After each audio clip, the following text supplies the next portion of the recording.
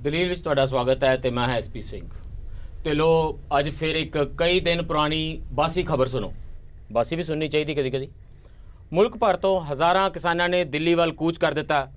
हिंदुस्तान के 25 सूबे तो आए किसानां का कहना सी कि प्रधानमंत्री नूं ते उन्हां दे मंत्रियां नूं भुल जाण दी गंभीर बीमारी हो गई है। उन्होंने पार्लियामेंट विच जो किसानां लई करना सी वो नहीं कीता। हुण देश भर के किसानां दियां 184 जथेबंदियां आप ही किसान पार्लियामेंट के सैशन सद लैणगियां, आप ही बिल बना के लै आउणगियां, आप ही ये डिबेट करवा लैणगे किसान, आप ही बिल पास कर देंगे। देश के 18 सूबों तो 10,000 किलोमीटर का सफ़र करती किसान यात्रा दिल्ली के रामलीला ग्राउंड तो पार्लियामेंट स्ट्रीट वाल नूं मुड़ गई। किसान पार्लियामेंट का सैशन सद लिया तो 2 दिन लंबे डिबेट तो बाद 2 वड्डे वड्डे बिल पेश किए, उन्हां ते बहस की ते बिल पास कर दिते। 2 डिमांड्स, 2 किसानां नूं कर्जे तो पूर्ण मुक्ति ते स्वामीनाथन कमीशन की रिपोर्ट अनुसार, बल्कि प्रधानमंत्री मोदी जी के अनुसार फसल की लागत तो 50% ज़्यादा MSP घट्टो घट्ट समर्थन मुल। खबर पुरानी है, बासी है। किसान पार्लियामेंट तो 20 नवंबर को हुई सी, पर तुहानू तो पता नहीं सी ना। जिहड़ी खबर सुनी नहीं वो नवीं हुंदी है। तो सुनी पता क्यों नहीं तुसी? क्योंकि दिल्ली दे विच भी जे हज़ारां किसान पार्लियामेंट वाल धावा बोल देन तां भी मर के एक दिन सुर्खी बनती है। जिथे OB वैनां लैके TV वालियां दे कैमरे घुमदे ने, जिथे लेंस ला के पत्रकार खबरां लभदे फिरदे ने, उत्थे 20,000 किसान इकट्ठे हो जान, 10,000 किलोमीटर का सफ़र कर लैन, 180 जथेबंदियां इकट्ठे मुहाज ते आ जान, किसानां दा एक वड्डा अंदोलन उमड़दा दिखाई देवे, तां भी खबरां सुर्खियां विच नहीं बनदियां। इसलिए बासी खबर सुनो। तो खबर कोई बासी नहीं हुंदी। मैं तो उन्हें भी दसदा खबर बासी क्यों नहीं हुंदी। इंग्लैंड का डिफेंस मिनिस्टर है माइकल फैलन, हुंदा सी थोड़े दिन पहला, 15-20 दिन पहला तक 2002 विच खबर छपी, फोटो छपी कि 2002 विच उन्हें एक पत्रकार कुड़ी दे गोडे ते हाथ रखिया सी। पत्रकार कुड़ी ने कहा कोई खास गल नहीं सी, मैनू कोई इतराज़ नहीं। लोगों ने कहा नहीं, इस तरह नहीं। तो फैलन साहब रिजाइन कर गए, अस्तीफा चला गया। 15 साल पुरानी खबर छपन नाल खबर कोई पुरानी नहीं हुंदी। इस करके किसानां दीयां खबरां क्यों पुरानियां हो जांदियां ने, क्यों नहीं सुर्खियां विच आउंदियां। देश दे विच उमड़दा किसानी अंदोलन साडी राजनीति बारे की कहंदा, साडे बारे की कहंदा, मीडिया बारे की कहंदा, ते 2019 बारे जिस वेले मोदी साहब ने तुहाडे कोलों एक बारी दोबारा जॉब दी एक्सटेंशन की अर्जी पानी है, उस समय बारे की कहंदा। इस सब ते चर्चा करन लई साडे नाल जुड़ रहे ने अज देश के पंजाब के खेतीबाड़ी ते आर्थिक मामलों के माहिर डॉक्टर सुच्चा सिंह गिल जी, जोड़े क्रिड नाल जुड़े हुए बड़े इंगेज्ड रिसर्च स्कॉलर ने, एकेडमिक ने। साडे नाल जुड़ रहे हैं डॉक्टर दर्शनपाल जी। डॉक्टर दर्शनपाल जी भारतीय किसान यूनियन डकौंदा के प्रेजिडेंट ने। तो ये जोड़ा देश भर के अंदोलन होया, जोड़ा ऑल इंडिया किसान संघर्ष कोआर्डीनेशन कमेटी बनी है, 180 जथेबंदियां इकट्ठियां होकर, बहुत होर भी जथेबंदियां इन्हां दे नाल जुड़ रही ने। ਉਹਦੇ ਇਹ वर्किंग ग्रुप के मैंबर ने। लगातार इस संघर्ष के विच ਇਹ दिल्ली ਦੇ ਵਿੱਚ ਵੀ ਸਨ, ਹੋਰਨਾਂ ਸੂਬਿਆਂ ਦੇ ਵਿੱਚ ਵੀ ਸਨ, यात्रा का हिस्सा सन, जेल भी अंदरों वेख आए ने ते बाहरों जो सरकार का हाल है वह भी देख रहे हैं। साडे नाल जुड़ रहे हैं सरदार लक्ष्मण सिंह सेवेवाला जी, पंजाब खेत मजदूर यूनियन नू लीड करते लक्ष्मण सिंह सेवेवाला जी लगातार ये लेमेंट कर रहे हैं, लगातार ये गिला शिकवा कर रहे हैं कि किसानों का जिस वेले एडा भखिया अंदोलन भी देश के होवे, उस वेले भी मजदूरों की गल उहदा हिस्सा नहीं बन रही। ये अजे भी किसान मजदूर अंदोलन नहीं बन रहा, ये इन्हां दा शिकवा है। तो वैसे जिस वेले सरकार हर वेले किसानों का भला करने की गल्लां करती है, तो जय किसान के नारे में अजे जय मजदूर का नारा शामिल नहीं होया। ये शिकवा इन्हां दा बकायदा नाल है। इन्हां नाल भी गल करांगे क्यों वड्डे अंदोलन का तुसीं हिस्सा नहीं बन रहे। पर डॉक्टर दर्शनपाल जी, क्यों इन्ने वड्डी गिनती दे विच किसान इकट्ठे हो जान ते उस मीडिया दीयां सुर्खियां दा हिस्सा नहीं बनदा, साडी राजनीति दे उत्ते वो प्रभाव पाउंदा नहीं लगदा, या तुहानूं जापदा है सुर्खियां दा हिस्सा बने ना बने राजनीति ते इन्ना प्रभाव पै रहा है कि 2019 के फैसले दे विच देश के किसानां दा वड्डा हत्थ होवेगा कि तुसीं उस वेले इलैक्टोरल पिंड विच उदां ही वंडे जावोगे, क्योंकि वोटां दे वेले तां तुहानूं कोई नहीं पुछदा। नहीं, इहदे च मैनूं इह लगदा कि किसानां दी जिहड़ी मूवमेंट है पूरे देश दे विच चल रही है। असीं देखदे हां कि टकैत साहब, लखोवाल साहब, नजूंदा स्वामी जी, अड्डो अड्ड सूबिਆਂ ਦੇ ਵਿੱਚੋਂ किसान लहरां ਉੱਠੀਆਂ, लेकिन ਇਹਨੂੰ ऑल इंडिया लैवल ਤੇ ਇੱਕ ਅੱਛੀ ਕੋਆਰਡੀਨੇਟਡ ਮੂਵਮੈਂਟ, ਅੱਛੀ ਕੋਈ ਮੂਵਮੈਂਟ ਜਿਹੜੀ ਦੇਸ਼ ਪੱਧਰ ਤੇ ਕਿਸਾਨੀ ਦੇ ਸੰਕਟ ਨੂੰ ਲੈ ਕੇ ਆ ਕੇ ਤੇ ਕਿਸਾਨਾਂ ਦੇ ਜਿਹੜੇ ਮਸਲੇ ਨੇ ਇਹਨਾਂ ਨੂੰ ਦੇਸ਼ ਪੱਧਰ ਤੇ ਉਠਾ ਕੇ ਦੇਸ਼ ਦੇ ਸਾਹਮਣੇ ਇੱਕ ਵੱਡੀ ਸਿਆਸੀ ਚੁਣੌਤੀ ਰੱਖਦੇ, ਉਹਦੀ ਹਾਲੇ ਤੱਕ ਬਹੁਤ ਘਾਟ ਰਹੀ ਹੈ। ਇਹ ਜਿਹੜੀ ਹੁਣ ਸਾਡੀ ਕੋਆਰਡੀਨੇਸ਼ਨ ਕਮੇਟੀ ਵੀ ਬਣੀ ਆ ਆਲ ਇੰਡੀਆ ਲੈਵਲ ਤੇ, ਇਹਦੇ ਵਿੱਚ ਵੀ ਅਗਰ ਮੈਂ ਇਹਦੇ ਵਰਕਿੰਗ ਗਰੁੱਪ 'ਚ ਹਾਂ, ਇਹਦੇ ਵਿੱਚ ਵੀ ਮੈਨੂੰ ਇਹ ਲੱਗਦਾ ਕਿ ਇਹ ਆਪਣੀ ਬਹੁਤ ਬਚਪਨੇ ਦੀ ਸਟੇਜ 'ਚ ਹੈ ਹਲੇ। ਇਹਦੇ ਵਿੱਚ ਵੀ ਅਸੀਂ ਦੇਖਦੇ ਹਾਂ ਕਿ ਬਹੁਤ ਸਾਰੀਆਂ ਕਿਸਾਨ ਜਥੇਬੰਦੀਆਂ ਦੇ ਹਲੇ ਆਪਸ 'ਚ ਵਿਸ਼ਵਾਸ ਬਣਨ ਤੇ, ਆਪਸ 'ਚ ਲਗਾਤਾਰ ਤਾਲਮੇਲ ਕਰਨ ਤੇ, ਆਪਸ 'ਚ ਲਗਾਤਾਰ ਆਪਣੀ ਸਮਝ ਨੂੰ ਵਿਕਸਿਤ ਕਰਨ ਤੇ, ਮੁੱਦਿਆਂ ਨੂੰ ਨਿਖਾਰਨ ਤੇ ਮੁੱਦਿਆਂ ਦੇ ਉੱਤੇ ਲਗਾਤਾਰ ਕਿਸਾਨ ਸੰਘਰਸ਼ਾਂ ਨੂੰ ਇਕੱਠੇ ਲੀਡ ਕਰਨ ਤੇ ਇੱਕ ਸਮੱਸਿਆ ਜਿਹੜੀ ਉਹ ਬਲਕਿ ਜਿਹੜੀ ਪਿੱਛੇ ਸੀ ਉਹਦੇ ਕੁਝ ਹੱਦ ਤੱਕ ਅੰਸ਼ ਇਹਦੇ ਵਿੱਚ ਵੀ ਦਿਖਾਈ ਦਿੰਦੇ ਨੇ। ਸੋ ਲੱਗਦਾ ਇਹ ਹੈ ਕਿ ਜੇ ਬਹੁਤ ਹੀ ਸਿਆਣਪ ਦੇ ਨਾਲ ਕਿਸਾਨੀ ਦੇ ਲੀਡਰ ਇਸ ਨੂੰ ਮੂਵਮੈਂਟ ਨੂੰ ਅੱਗੇ ਵਧਾਉਂਦੇ ਨੇ ਤੇ ਆਉਣ ਵਾਲੇ ਸਵਾ ਸਾਲ 1.5 ਸਾਲ ਦੇ ਵਿੱਚ ਇਹਨੂੰ ਕਿਸਾਨੀ ਸੰਕਟ ਨੂੰ ਪੂਰੇ ਸਮਾਜ ਦਾ, ਪੂਰੇ ਦੇਸ਼ ਦੀ ਇੱਕ ਰੀੜ੍ਹ ਦੀ ਹੱਡੀ ਦੇ ਸੰਕਟ, ਜਿਵੇਂ ਰੀੜ੍ਹ ਦੀ ਹੱਡੀ ਬਾਡੀ 'ਚ ਹੁੰਦੀ ਹੈ, ਉਵੇਂ ਦੇਸ਼ ਦੇ ਸੰਕਟ ਦਾ ਕਿਸਾਨੀ ਸੰਕਟ ਇੱਕ ਮੂਲ ਜਗ੍ਹਾ ਹੈ, ਉਸ ਨੂੰ ਬਣਾ ਕੇ ਪੇਸ਼ ਕਰ ਦਿੰਦੇ ਨੇ। ਤੇ ਨਾਲ ਸਮਾਜ ਦੀਆਂ ਦੂਸਰੀਆਂ ਪਰਤਾਂ ਨੇ ਜਿਹੜੀਆਂ ਉਹਦੇ ਵਿੱਚ ਮੁਲਾਜ਼ਮ ਨੇ, ਬੁੱਧੀਜੀਵੀ ਨੇ ਜਾਂ ਪੋਲੀਟੀਕਲ ਜਿਹੜੀਆਂ ਧਿਰਾਂ ਨੇ, ਜਿਵੇਂ ਪਿਛਲੇ ਸਮੇਂ 'ਚ ਅਸੀਂ ਦੇਖਿਆ ਕਿ ਵੱਖੋ-ਵੱਖ ਪਾਰਟੀਆਂ ਨੇ ਕਿਸਾਨਾਂ ਦੇ ਕਰਜ਼ਿਆਂ ਨੂੰ, ਖੁਦਕਸ਼ੀਆਂ ਨੂੰ ਆਪਣੇ ਮੈਨੀਫੈਸਟੋ ਦੇ ਵਿੱਚ ਲਿਆ। ਇਹਦਾ ਮਤਲਬ ਹੈ ਕਿ ਬਾਹਰ ਮੁਕਤਾ ਦੇ ਤੌਰ ਤੇ ਕਿਸਾਨੀ ਸੰਕਟ ਨੂੰ ਸਾਰੇ ਲੋਕ ਨੇ ਜਿਹੜੇ ਐਡਮਿਟ ਕਰ ਰਹੇ ਨੇ। ਇਹ ਬੁੱਧੀਜੀਵੀ ਵੀ ਆਪਣੇ ਆਰਟੀਕਲ 'ਚ ਕਰ ਰਹੇ ਨੇ, ਸਿਆਸੀ ਪਾਰਟੀਆਂ ਵੀ ਕਰ ਰਹੀਆਂ ਨੇ, ਕਿਸਾਨੀ ਸੰਕਟ ਦੇ ਨਾਲ ਜੁੜੀਆਂ ਹੋਈਆਂ ਸਾਡੀਆਂ ਜਥੇਬੰਦੀਆਂ ਵੀ ਕਰ ਰਹੀਆਂ ਨੇ। ਸੋ ਅਗਰ ਆਉਣ ਵਾਲੇ ਸਾਲ 1.5 ਸਾਲ ਦੇ ਅੰਦਰ ਅਸੀਂ ਲੋਕ ਆਪਣੀ ਇਸ ਤਾਲਮੇਲ ਨੂੰ ਇੱਕ ਆਲ ਇੰਡੀਆ ਲੈਵਲ ਤੇ ਸਮਾਜ ਦੇ ਇੱਕ ਸੰਕਟ ਦੇ ਤੌਰ ਤੇ ਇਸ ਨੂੰ ਪ੍ਰਭਾਸ਼ਿਤ ਹੀ ਨਹੀਂ ਕਰਨ ਦਿੰਦੇ। ਮੈਂ ਤਾਂ ਆਵਾਂਗਾ ਜਿਹੜਾ ਤੁਸੀਂ ਇਹ ਪੈਂਤੜਾ ਹੋਇਆ ਰਿਹਾ, ਕਿਉਂਕਿ ਜਿਹੜੀਆਂ ਕਿਸਾਨਾਂ ਦੀਆਂ ਮੰਗਾਂ ਨੇ ਬੜੀਆਂ ਡਾਇਵਰਸ ਮੰਗਾਂ ਨੇ।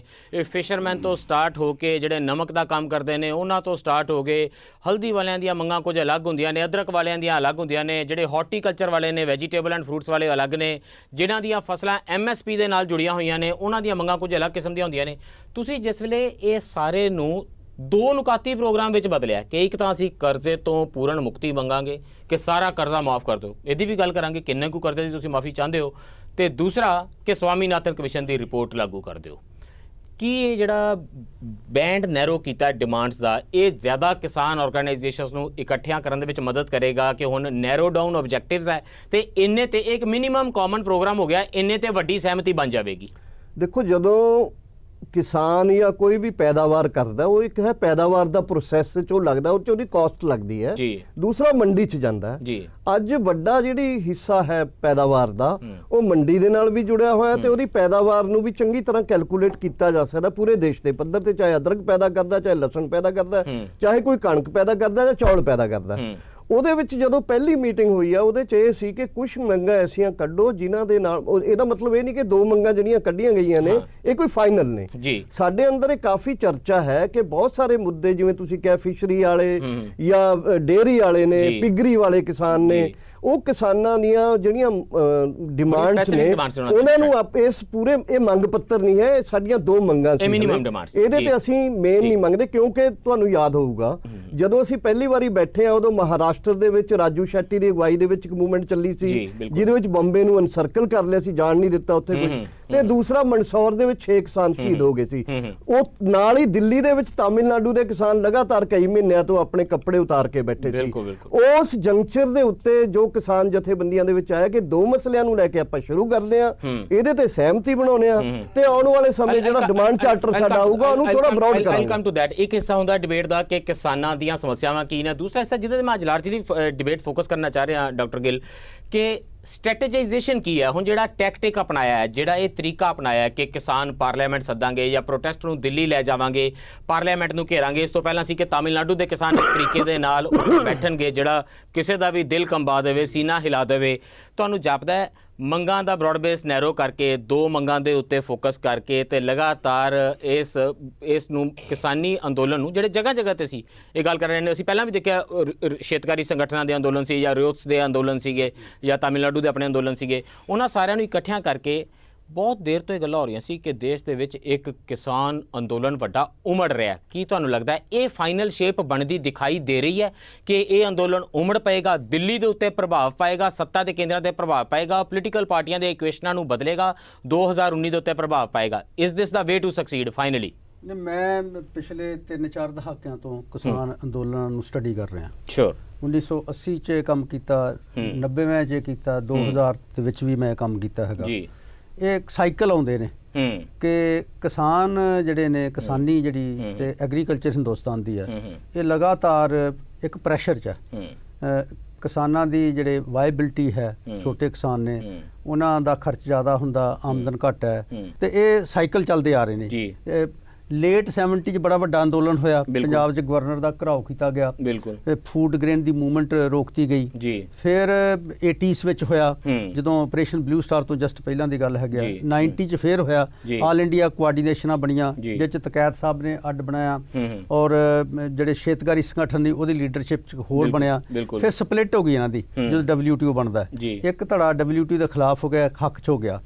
ਤੇ ਮੈਂ ਸਮਝਦਾ ਕਿ ਜਿਹੜਾ ਪ੍ਰੈਜ਼ੈਂਟ ਉਭਾਰ ਹੈ ਇਹਨੂੰ ਤਾਂ ਪਹਿਲਾਂ ਵੈਲਕਮ ਕਰਨਾ ਚਾਹੀਦਾ ਹੈ, ਕਿ ਮੈਂ ਸਮਝਦਾ ਕਿ ਇਹਦੇ ਨਾਲ ਕਮ ਸੇ ਕਮ ਜਿਹੜਾ ਕਿਸਾਨ ਹੈ ਤੇ ਖੇਤੀਬਾੜੀ ਆ ਉਹਨੂੰ ਫੋਕਸ ਕਰ ਰਹੇ ਨੇ। ਤੁਹਾਨੂੰ ਲੱਗਦਾ ਯੂਨਾਈਟਿਡ ਫਾਰਮਰ ਲੀਡਰਸ਼ਿਪ ਜਿਹੜੀ ਹੈ ਉਹ ਵੱਡੇ ਕਿਸਾਨੀ ਅੰਦੋਲਨ ਨੂੰ ਲੀਡ ਕਰ ਪਾਏਗੀ, ਇਕੱਠਿਆਂ ਕਰ ਪਾਏਗੀ, ਇਹ ਸੋਲੀਡੀਫਾਈ ਹੋ ਪਾਏਗਾ, ਇੱਕ ਪੋਲੀਟੀਕਲ ਫੋਰਸ ਦੇ ਰੂਪ ਵਿੱਚ ਉੱਭਰ ਪਾਏਗਾ? ਨਹੀਂ, ਮੇਰਾ ਜਿਹੜਾ ਧਾਰਨਾ ਇਹ ਆ ਕਿ ਜਿਵੇਂ ਡਾਕਟਰ ਦਰਸ਼ਨਪਾਲ ਹੋਣਾ ਨੇ ਵੀ ਕਿਹਾ ਹੈ ਕਿ ਇਹ ਕਿਸਾਨ ਜਥੇਬੰਦੀਆਂ ਜਿਹੜੀਆਂ ਨੇ ਉਹਨਾਂ ਦੇ ਵਿੱਚ ਸਮਝ ਦੇ ਵਿੱਚ ਬਹੁਤ ਫਰਕ ਹੈ।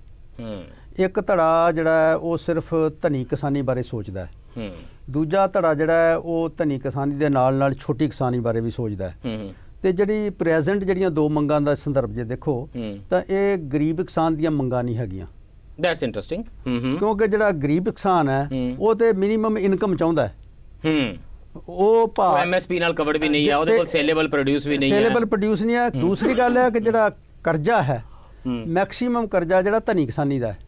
ਜਿਹੜਾ ਛੋਟਾ ਕਿਸਾਨ ਆ ਉਹਦੀ ਜ਼ਮੀਨ ਥੋੜੀ ਹੈ, ਉਹਨੂੰ ਕਰਜ਼ਾ ਹੀ ਬਹੁਤ ਥੋੜਾ ਮਿਲਦਾ ਹੈ। ਖੇਤ ਮਜ਼ਦੂਰ ਨੂੰ ਕਰਜ਼ਾ ਮਿਲਦਾ ਨਹੀਂ ਸਰਕਾਰੀ ਖੇਤਰਾਂ ਤੋਂ। ਸੋ ਬਹੁਤਾ ਜਿਹੜਾ ਵੱਡਾ ਕਰਜ਼ਾ ਜਿਹੜਾ ਹੈ ਉਹ ਵੱਡੇ ਕਿਸਾਨ ਦਾ ਹੈ, ਉਹ ਧਨੀ ਕਿਸਾਨੀ ਦੀ ਮੰਗ ਹੈ। ਮੈਂ ਖੇਤ ਮਜ਼ਦੂਰਾਂ ਦੇ, ਕਿਉਂਕਿ ਸਾਡੇ ਕੋਲ ਰਿਪਰੈਜ਼ੈਂਟੇਟਿਵ ਨੇ ਲక్ష్మణ ਸਿੰਘ ਸੇਵੇਵਾਲਾ ਜੀ, ਤੁਹਾਨੂੰ ਕੀ ਇਹ ਜਿਹੜਾ ਸ਼ਿਕਵਾ ਹੈ ਕਿ ਮਜ਼ਦੂਰਾਂ ਦਾ ਅੰਦੋਲਨ ਅਜੇ ਵੀ ਨਹੀਂ ਬਣਿਆ, ਇਹ ਅਜੇ ਅੰਦੋਲਨ ਕਿਸਾਨ ਅੰਦੋਲਨ ਹੈ, ਜੇ ਬਣੇਗਾ ਵੀ ਤਾਂ ਇੰਜ ਜਾਪਦਾ ਕੋਈ ਕਿਸਾਨ ਅੰਦੋਲਨ ਸ਼ਾਇਦ ਬਣ ਜਾਵੇ, ਕਿਸਾਨ ਮਜ਼ਦੂਰ ਅੰਦੋਲਨ ਨਹੀਂ ਬਣ ਰਿਹਾ? ਕੀ ਇਹ ਜਿਹੜੀਆਂ ਕਿਸਾਨਾਂ ਤੇ ਮਜ਼ਦੂਰਾਂ ਦੀਆਂ ਇੰਟਰਨਲ ਫਾਲਟ ਲਾਈਨ ਨੇ ਆਪਸ ਦੇ ਵਿੱਚ, ਇੱਕ ਦੇ ਜਿਹੜੇ ਇੰਟਰਸਟ ਨੇ ਦੂਜੇ ਦੇ ਮੁਫਾਦਾਂ ਦੇ ਨਾਲ ਉਹ ਮੈਚ ਨਹੀਂ ਕਰਦੇ, ਇਸ ਕਰਕੇ ਇਹ ਬ੍ਰੌਡ ਬੇਸ ਨਹੀਂ ਹੋ ਸਕੇਗਾ? ਅਜੇ ਵਿੱਚ ਤੁਹਾਡੀ ਸਟ੍ਰੈਟਜੀ ਕੀ ਹੋਵੇਗੀ? ਕੀ ਤੁਸੀਂ ਇਸ ਅੰਦੋਲਨ ਨੂੰ ਕਨਵਿੰਸ ਕਰੋਗੇ ਕਿ ਸਾਨੂੰ ਨਾਲ ਜੋੜੋ, ਕਿ ਤੁਸੀਂ ਇਹਦੇ ਅਗੇਂਸਟ ਖੜੇ ਹੋਵੋਗੇ, ਕਿ ਮਜ਼ਦੂਰ ਆਪਣਾ ਅੰਦੋਲਨ ਅਲੱਗ ਕਰਕੇ ਸਰਵਾਈਵ ਕਰ ਸਕਣਗੇ? ਤੁਹਾਨੂੰ ਪੁੱਛਦਾ ਕੌਣ ਹੈ ਰਾਜਨੀਤੀ ਦੇ ਵਿੱਚ ਤੇ ਈਵਨ ਕਿਸਾਨ ਅੰਦੋਲਨ ਦੇ ਵਿੱਚ? ਦੇਖੋ ਜੀ, ਇੱਥੋਂ ਤੱਕ ਤਾਂ ਇਸ ਅੰਦੋਲਨ ਦਾ ਮਾਮਲਾ ਜਿਹੜਾ ਹੁਣ ਕਿਸਾਨ ਜਥੇਬੰਦੀਆਂ ਨੇ ਇਕੱਠੇ ਹੋ ਕੇ ਸ਼ੁਰੂ ਕੀਤਾ, ਉਹਦੇ ਵਿਰੋਧ 'ਚ ਖੜੇ ਹੋਣ ਦਾ ਸਾਡਾ ਕੋਈ ਪ੍ਰੋਗਰਾਮ ਨਹੀਂ ਹੈ। ਜੀ ਜੀ ਜੀ ਜੀ। ਅਗਲੀ ਗੱਲ ਜਿਹੜੀ ਹੈਗੀ ਆ, ਉਹਦੀਆਂ ਮੰਗਾਂ ਦੇ ਵਿੱਚ ਖੇਤ ਮਜ਼ਦੂਰਾਂ ਦੀਆਂ ਮੰਗਾਂ ਦਾ ਉਹਦੇ ਵਿੱਚ ਸਥਾਨ ਨਹੀਂ ਹੈ। ਕਰਜ਼ੇ ਦੇ ਮਾਮਲੇ ਦੇ ਵਿੱਚ ਵੀ, ਕਰਜ਼ਾ ਮਾਫੀ ਦਾ ਵੀ ਜਿਹੜਾ ਹੈਗਾ ਮਸਲਾ, ਉਹ ਵੀ ਸਾਡੇ ਹਿਸਾਬ ਦੇ ਨਾਲ ਦੋ ਤਰ੍ਹਾਂ ਦਾ ਮਸਲਾ ਹੈ। ਇੱਕ ਹੈਗੇ ਆ ਜਿਹੜੇ ਕਰਜ਼ਾ ਭਰ ਨਹੀਂ ਸਕਦੇ, ਕਰਜ਼ਾ ਮੋੜ ਨਹੀਂ ਸਕਦੇ, ਗਰੀਬ ਕਿਸਾਨ ਨੇ ਜਾਂ ਮਤਲਬ ਖੇਤ ਮਜ਼ਦੂਰ ਆ, ਉਹਨਾਂ ਦਾ ਕਰਜ਼ਾ ਪੂਰੀ ਤਰ੍ਹਾਂ ਦੇ ਨਾਲ, ਚਾਹੇ ਉਹ ਸਰਕਾਰੀ ਆ ਚਾਹੇ ਉਹ ਪ੍ਰਾਈਵੇਟ, ਉਹ ਮਾਫ ਹੋਣਾ ਚਾਹੀਦਾ। ਠੀਕ। ਲੇਕਿਨ ਜਿਹੜੇ ਵੱਡੇ ਨੇ, ਧਨਾੜ ਨੇ, ਖਾਸ ਕਰਕੇ ਜੇ ਅਸੀਂ ਐਂ ਕਹਿ ਦਈਏ ਵੀ 17 ਏਕੜ ਤੋਂ ਉੱਪਰ ਵਾਲੇ ਨੇ ਜੀ, ਸਾਡੀ ਮੰਗ ਤਾਂ ਬਿਲਕੁਲ ਇਹ ਤੋਂ ਵੱਖਰੀ ਆ ਵੀ ਉਹਨਾਂ ਦੇ ਨਾ ਸਿਰਫ ਕਰਜ਼ੇ ਨਹੀਂ ਮਾਫ ਹੋਣੇ ਚਾਹੀਦੇ, ਉਹਨਾਂ ਦੀ ਆਮਦਨ ਦੇ ਉੱਤੇ ਟੈਕਸ ਲੱਗਣਾ ਚਾਹੀਦਾ, ਉਹਨਾਂ ਨੂੰ ਮਿਲਦੀਆਂ ਹੋਈਆਂ ਸਬਸਿਡੀਆਂ ਬੰਦ ਹੋਣੀਆਂ ਚਾਹੀਦੀਆਂ। ਇਹ ਮੰਗ ਇਸ ਅੰਦੋਲਨ ਦਾ ਪਾਰਟ ਨਹੀਂ ਹੈ। ਇਹਦੇ ਅੰਦੋਲਨ ਦੇ ਤੇ ਅਗੇਂਸਟ ਖੜੀ ਹੈ। ਹਾਂਜੀ, ਅੰਦੋਲਨ ਤਾਂ ਅਨਕੁਆਲੀਫਾਈਡ ਸੰਪੂਰਨ ਕਰਜ਼ਾ ਮਾਫੀ ਮੰਗ ਰਿਹਾ। ਇਸ ਗੱਲ ਨਾਲ ਸਹਿਮਤ ਆ ਕਿ ਕਿਸਾਨਾਂ ਨੂੰ ਉਹਨਾਂ ਦੇ ਵਾਜਬ ਭਾਅ ਮਿਲਣੇ ਚਾਹੀਦੇ, ਉਹਨਾਂ ਦੀ ਆਮਦਨ 'ਚ ਵਾਧਾ ਹੋਣਾ ਚਾਹੀਦਾ ਜੀ। ਪਰ ਇਹ ਸਿਰਫ ਜੇ ਅਸੀਂ ਭਾਅ ਵਧਾਉਣ ਦੀ ਮੰਗ ਹੀ ਕਰਾਂਗੇ ਤਾਂ ਮੈਨੂੰ ਇਹ ਲੱਗਦਾ ਵੀ ਉਹ ਟੁੱਟੇ ਹੋਏ ਤੌੜੇ 'ਚ ਪਾਣੀ ਪਾਉਣ ਦੇ ਬਰਾਬਰ ਆ। ਇੱਕ ਪਾਸੋਂ ਪਾਣੀ ਪਈ ਜਾਊਗਾ, ਦੂਜੇ ਪਾਸੋਂ ਨਿਕਲ ਜਾਊਗਾ। ਇਹਦਾ ਵੀ ਅਲਟੀਮੇਟਲੀ ਜਿਵੇਂ ਗਿੱਲ ਸਾਹਿਬ ਉਹਨਾਂ ਨੇ ਕਿਹਾ ਕਿ ਵੱਡਿਆਂ ਨੂੰ ਜ਼ਿਆਦਾ ਫਾਇਦਾ ਹੋ ਜਾਂਦਾ ਹੈ। ਪੰਜਾਬ ਦੇ ਵਿੱਚ ਕੁਛ ਯੂਨੀਵਰਸਿਟੀਆਂ ਦੇ ਸਰਵੇ ਆਏ ਆ, ਕੁਝ ਜਥੇਬੰਦੀਆਂ ਦੇ ਵੀ ਆਏ ਆ, ਲਗਭਗ 17% ਕਿਸਾਨ ਆ ਜਿਹੜੇ ਉਹ ਜ਼ਮੀਨ ਤੋਂ ਵਾਂਝੇ ਹੋ ਚੁੱਕੇ ਆ। ਬਹੁਤ ਵੱਡੀ ਗਿਣਤੀ ਆ ਜਿਹੜੀ, ਜਿਵੇਂ ਗਿੱਲ ਸਾਹਿਬ ਉਹਨਾਂ ਨੇ ਕਿਹਾ 86% ਤੱਕ ਦੀ ਜਿਹੜੀ ਉਹ 5 ਏਕੜ ਤੱਕ ਵਾਲੀ ਹੈ, ਉਹਨਾਂ ਕੋਲੇ ਵੇਚਣ ਨੂੰ ਬਹੁਤਾ ਕੁਛ ਨਹੀਂ ਹੈ। ਇਸ ਕਰਕੇ ਜੇ ਉਹਨਾਂ ਨੂੰ ਭਾਅ ਜ਼ਿਆਦਾ ਮਿਲ ਵੀ ਜਾਏਗਾ, ਜੇ ਕਾਸਟ ਪਲੱਸ 50% ਸਵਾਮੀਨਾਥਨ ਕਮੇਟੀ ਅਨੁਸਾਰ ਵੀ ਮਿਲ ਜਾਏਗਾ ਤਾਂ ਵੀ ਉਹਨਾਂ ਦੇ ਪੱਲੇ ਕੀ ਪਏਗਾ? ਉਹਨਾਂ ਦੇ ਪੱਲੇ ਤਾਂ ਪਊਗਾ ਨਹੀਂ, ਪਰ ਜਿਹੜੇ ਮੁੱਲ ਲੈ ਕੇ ਖਾਣ ਵਾਲੇ ਆ ਜੀ, ਉਹ ਖੇਤ ਮਜ਼ਦੂਰ ਵੀ ਆ, ਉਹ ਗਰੀਬ ਕਿਸਾਨੀ ਦਾ ਹਿੱਸਾ ਵੀ ਆ, ਉਹ ਤਾਂ ਬਿਨਾਂ ਸਮਾਜ ਦਾ ਹੋਰ ਵੀ ਬਹੁਤ ਵੱਡਾ ਹਿੱਸਾ, ਉਹ ਇਸ ਮਹਿੰਗਾਈ ਦਾ ਸ਼ਿਕਾਰ ਜ਼ਰੂਰ ਹੋ ਜਾਣਗੇ, ਉਹਨਾਂ ਦੇ ਅਗੇਂਸਟ ਵੀ ਜਾ ਸਕਦਾ। ਇਹਦੇ ਵਾਸਤੇ ਲੋੜ ਇੱਕੋ ਸਕਿੰਟ, ਇਹਦੇ ਵਾਸਤੇ ਅਸੀਂ ਚਾਹੁੰਦੇ ਆ ਵੀ ਜਿਹੜਾ ਮਤਲਬ ਲਾਗਤ ਖਰਚੇ ਆ ਫਸਲਾਂ ਦੇ, ਉਹਨਾਂ ਨੂੰ ਕੰਟਰੋਲ ਕਰਨ ਦਾ ਮਸਲਾ ਹੈ। ਜੀ ਜੀ। ਅੱਛਾ, ਤੁਸੀਂ ਕਹਿੰਦੇ ਇਨਪੁਟ ਪ੍ਰਾਈਸਿਸ ਕੰਟਰੋਲ ਕੀਤੀਆਂ ਜਾਣ।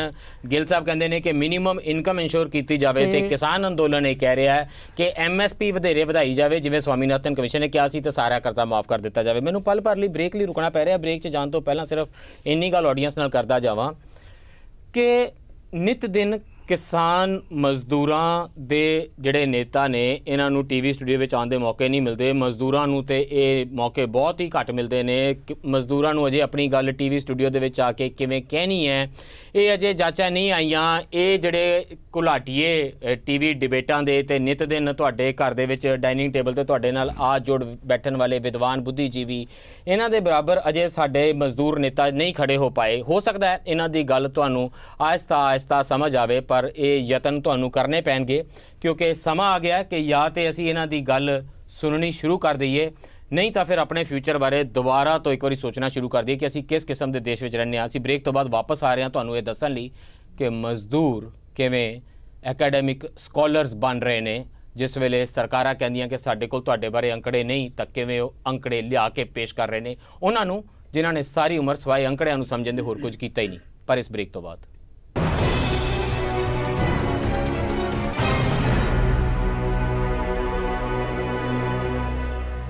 ਬ੍ਰੇਕ ਤੋਂ ਬਾਅਦ ਫਿਰ ਸਵਾਗਤ ਹੈ। ਚਰਚਾ ਕਰ ਰਹੇ ਹਾਂ ਕਿਸਾਨ ਅੰਦੋਲਨ ਜਿਸ ਤਰੀਕੇ ਦੇ ਨਾਲ ਦੇਸ਼ ਭਰ ਦੇ ਵਿੱਚ ਮਗ ਰਿਹਾ ਹੈ, ਜਿਸ ਤਰੀਕੇ ਦੇ ਨਾਲ ਕਿਸਾਨ ਪਾਰਲੀਮੈਂਟਾਂ, ਕਿਸਾਨ ਸੰਸਦ ਦੇ ਸੈਸ਼ਨ ਹੋ ਰਹੇ ਨੇ, ਉੱਥੇ ਬਿੱਲ ਪਾਸ ਕੀਤੇ ਜਾ ਰਹੇ ਨੇ ਪਾਰਲੀਮੈਂਟ ਦੇ ਬਾਹਰ ਖੜੇ ਹੋ ਕੇ, ਕਿਉਂਕਿ ਅੰਦਰ ਤੇ ਪਾਰਲੀਮੈਂਟ ਦੇ ਕੁਝ ਹੋ ਨਹੀਂ ਰਿਹਾ। ਤੇ ਫਿਰ 2019 ਤੱਕ ਆਉਂਦਿਆਂ ਕੀ ਕਿਸਾਨ ਅੰਦੋਲਨ ਇੰਨਾ ਭੱਕ ਜਾਵੇਗਾ ਕਿ ਮੋਦੀ ਸਾਹਿਬ ਤੇ ਰਾਹੁਲ ਗਾਂਧੀ ਦੀਆਂ ਇਕੁਏਸ਼ਨਾਂ ਜਿਹੜੀਆਂ ਉਹ ਦੁਬਾਰਾ ਤੋਂ ਧਰਾਸ਼ਾਹੀ ਹੋ ਜਾਣਗੀਆਂ ਤਾਂ ਇੱਕ ਵਾਰੀ ਫਿਰ ਤੋਂ ਸੋਚਣਾ ਪਏਗਾ ਰਾਜਨੀਤੀ ਕਿਸ ਕਰਵਟ ਬੈਠ ਰਹੀ ਹੈ।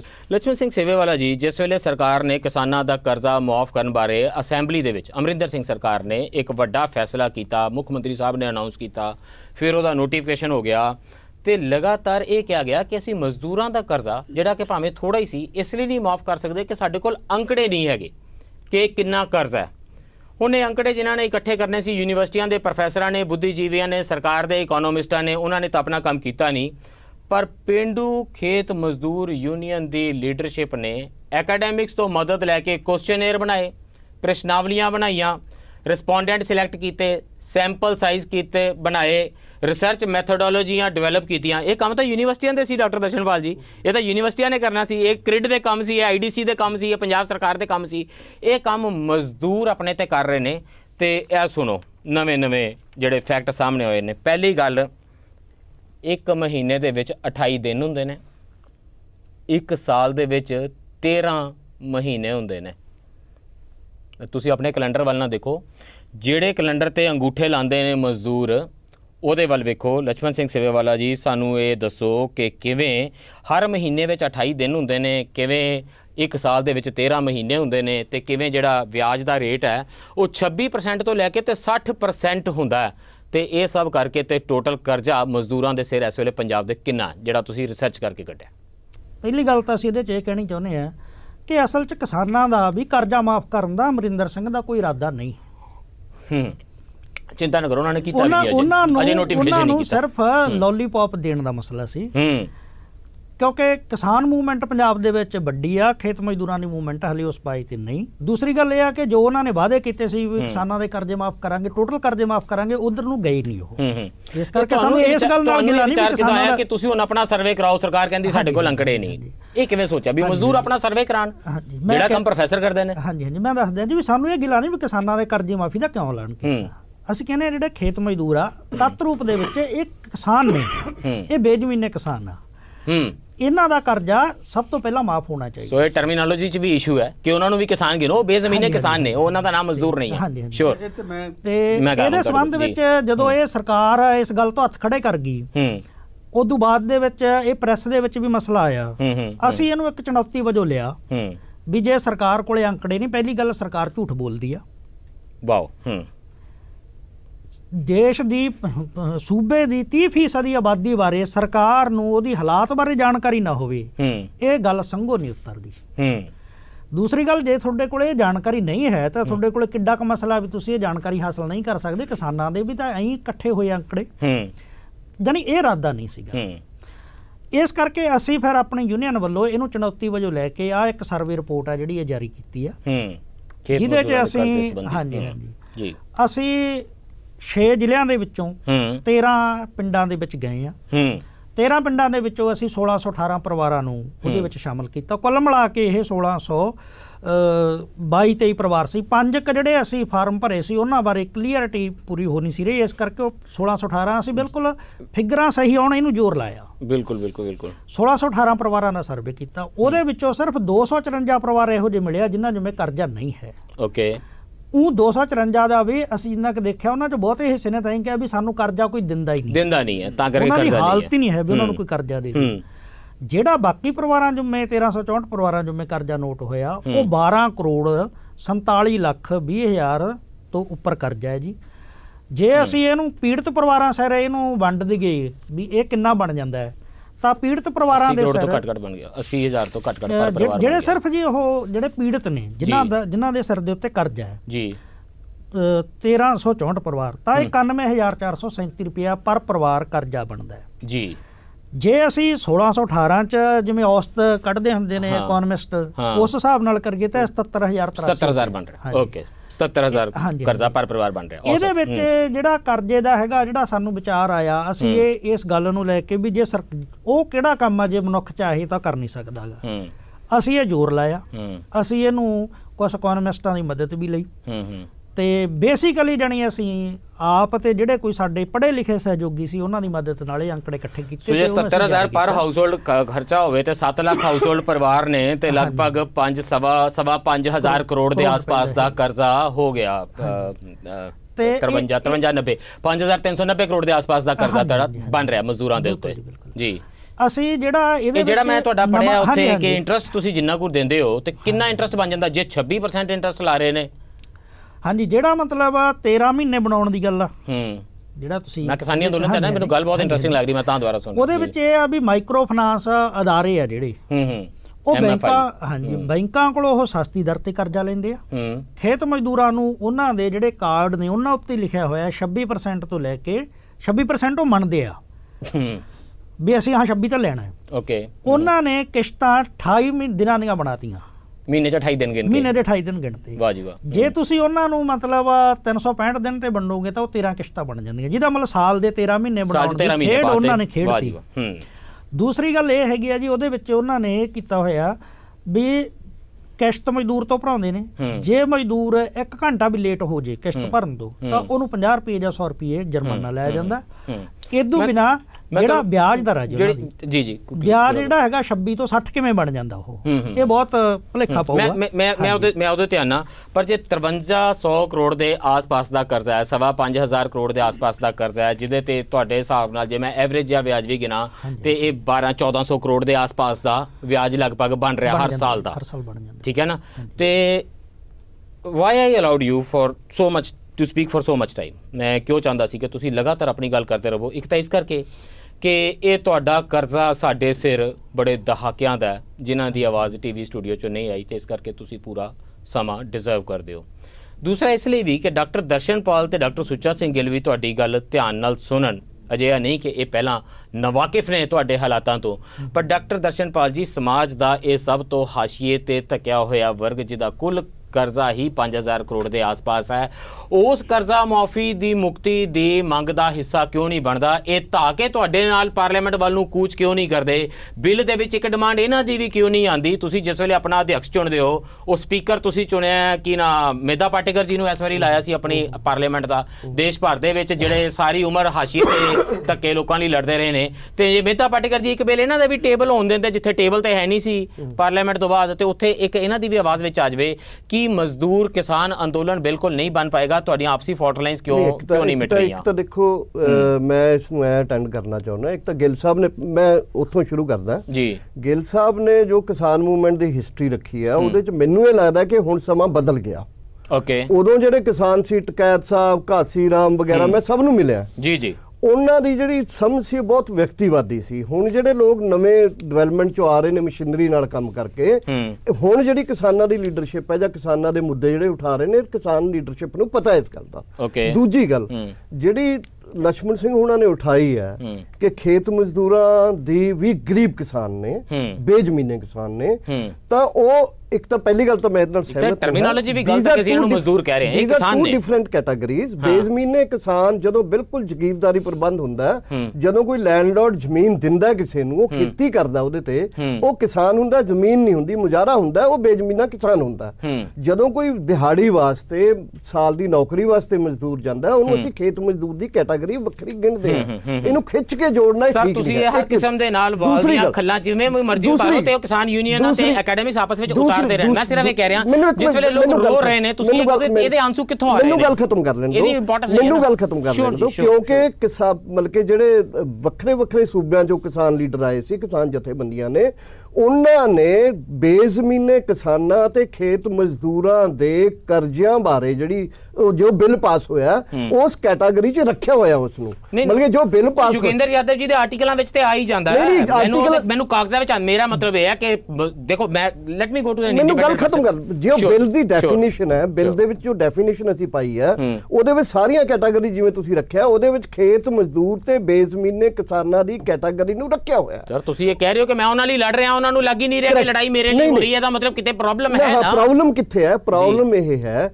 ਕਿ ਅਸੀਂ ਜਿਹੜੇ ਲੋਕ ਗੱਲ ਕਰਦੇ, ਜਿਵੇਂ ਮੰਨ ਲਓ ਮੈਂ ਹਾਂ, ਮੈਂ ਮਤਲਬ ਕਿ ਸੇਵੇ ਵਾਲਾ ਦੀ ਜੋ ਜਥੇਬੰਦੀ ਹੈ, ਜੋ ਜਿਨ੍ਹਾਂ ਲਈ ਕੰਮ ਕਰਦੇ ਨੇ, ਮੈਂ ਸ਼ਾਇਦ ਇਹਨਾਂ ਤੋਂ ਵੱਧ ਸੋਚਦਾ ਇਸ ਮੈਂ ਮੰਨਦਾ, ਮੈਨੂੰ ਇਹ ਤੇ ਕੋਈ ਸ਼ੱਕ ਨਹੀਂ ਹੈ, ਲੇਕਿਨ ਮੈਂ ਕੰਮ ਕਿਉਂਕਿ ਕਿਸਾਨੀ 'ਚ ਕਰਦਾ, ਇਸ ਕਰਕੇ ਮੇਰੀ ਸਮਝ ਇਹ ਹੈ ਕਿ ਜਦੋਂ ਤੱਕ ਅਸੀਂ ਚੀਜ਼ਾਂ ਦੀ ਆਬਜੈਕਟਿਵਲੀ ਉਹਦਾ ਠੀਕ ਐਨਾਲਿਸਿਸ ਕਰਕੇ ਨਹੀਂ ਲੜਾਂਗੇ, ਮੇਰਾ ਇਹ ਕਹਿਣਾ ਹੈ ਕਿ ਕਿਸਾਨ ਜਥੇਬੰਦੀਆਂ ਪਿਛਲੇ ਸਮੇਂ 'ਚ ਕਿਉਂ ਉਹ ਆਪਸ 'ਚ ਪਾਟੋ ਧਾੜ ਹੋਏ ਨੇ, ਅੱਗੇ ਕਿਉਂ ਨੰਬਰ 1।